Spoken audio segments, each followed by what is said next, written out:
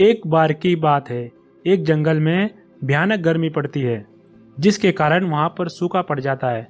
भूख और प्यास के कारण जंगल के सभी जानवर दूसरे जंगल की तरफ जा रहे होते हैं। उसी जंगल में एक भूखा लकड़बग्गा भी रहता है। वह भी बहुत भूखा और प्यासा था। ओहो, इस साल तो गर्मी कुछ ज़्यादा ही पड़ गई है। भूख और प्यास के कारण मेरी तो जान निकली जा रही है। इस जंगल के सभी जानवर यहाँ से चले गए। लगता है मुझे भी इस जंगल को छोड़कर जाना पड़ेगा। वो ऐसा सोचकर यहाँ से जाने लगता है। जब वह दूसरे जंगल में जा रहा था, तब उसे रास्ते में एक मांस का टुकड़ा मिलता है और उस मांस के टुकड़े को देखकर उसकी जीभ में पानी भर आता है। अरे वाह, क्या मज़ेदार मांस का टुकड़ा पड़ा है। मेरी जेब में तो पानी की नदियाँ बहने लगी। लेकिन ये क्या? ये तो बहुत छोटा मांस का टुकड़ा है। इससे तो मेरे पेट का एक कोना भी नहीं भरेगा। चलो कोई बात नहीं, इसे खाकर थोड़ी भूख तो मिटेगी। तभी सामने से उसे एक शेर और एक बाघ नजर आता है, जो कि वह उस मांस की टुकड़ी की तरफ आ रहे होते हैं।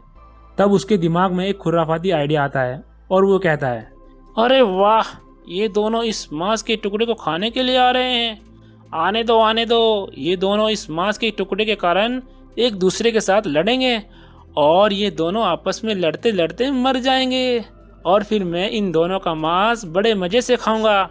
वाह वाह, आज तो मेरी डबल पार्टी बनेगी। मेरी जीभ में तो अभी से ही पानी आने लगा। आ जाओ, जल्दी लड़ो और जल्दी मरो। ये कहकर लकड़बग्गा एक पेड़ के पीछे छिप जाता है। उधर शेर और बाघ उस टुकड़े के पास आ जाते हैं और बाघ शेर से बोलता है, सुनो शेर, तुम ये मांस का टुकड़ा नहीं खा सकते। ये मेरा है, तुम यहाँ से चले जाओ।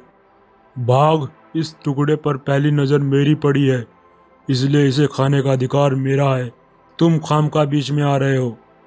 अगर तुम्हें इसे खाना है तो पहले मेरे साथ मुकाबला करना होगा और जो जीतेगा ये मांस का टुकड़ा उसी का होगा। शेर ये बात मान लेता है। तब दोनों के बीच में घमासान लड़ाई होने लगती है। पेड़ के पीछे छिपा लकड़बग्गा ये सब देख रहा था और मन ही मन खुश हो रहा था। अरे वाह, मेरा प्लान कामयाब हो रहा है। ये लड़ने लगे, अब तो मेरे मज़े होंगे। अब तो मैं इन दोनों का मांस खाऊंगा और आराम से इस जंगल में रहूंगा। लकड़बग्गा लड़ाई का पूरा आनंद ले रहा था। उधर शेर और बाघ आपस में लड़ रहे होते हैं। तभी शेर की नज़र पेड़ के पीछे छिपे लकड़बग्गे की तरफ पड़ती है।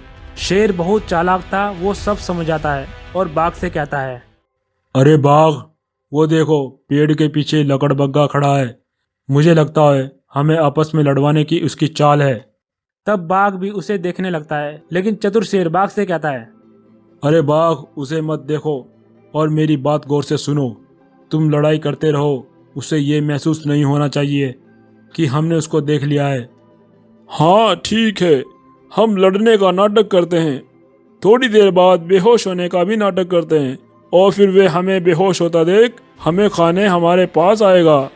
फिर तभी हम उस पर हमला कर देंगे। फिर वे दोनों लड़ने का नाटक करते हैं और थोड़ी देर बाद बेहोश होने का नाटक करके नीचे गिर जाते हैं। लकड़बग्गा उन्हें नीचे गिरा देख बहुत खुश हो जाता है और उनके पास आता है और खुश होकर बोलता है, हा, मेरा प्लान कामयाब हो गया। अब मैं मज़े से इन दोनों का मांस खाऊंगा। हा। लकड़बग्गे की ये बात सुनकर बाघ और शेर खड़े हो जाते हैं और इन दोनों ने उस पर अटैक कर उसे अपने पैरों के नीचे दबा लेते हैं और उसको मारकर खाने लगते हैं। दोस्तों, यहाँ पर लकड़बग्गे ने अपनी ज़्यादा ही चतुराई दिखाई, जिसके कारण ना तो उसे वो मांस का टुकड़ा खाने को मिला, बल्कि और लालच की वजह से खुद ही दूसरे का भोजन बन गया। इस कहानी से हमें ये शिक्षा मिलती है, हमें जो भी थोड़ी चीज़ मिलती है हमें उसी में खुश रहना चाहिए। ज़्यादा लालच करोगे तो हमें वे थोड़ी चीज़ भी नहीं मिलेगी और अपना भी नुकसान कर लेते हैं।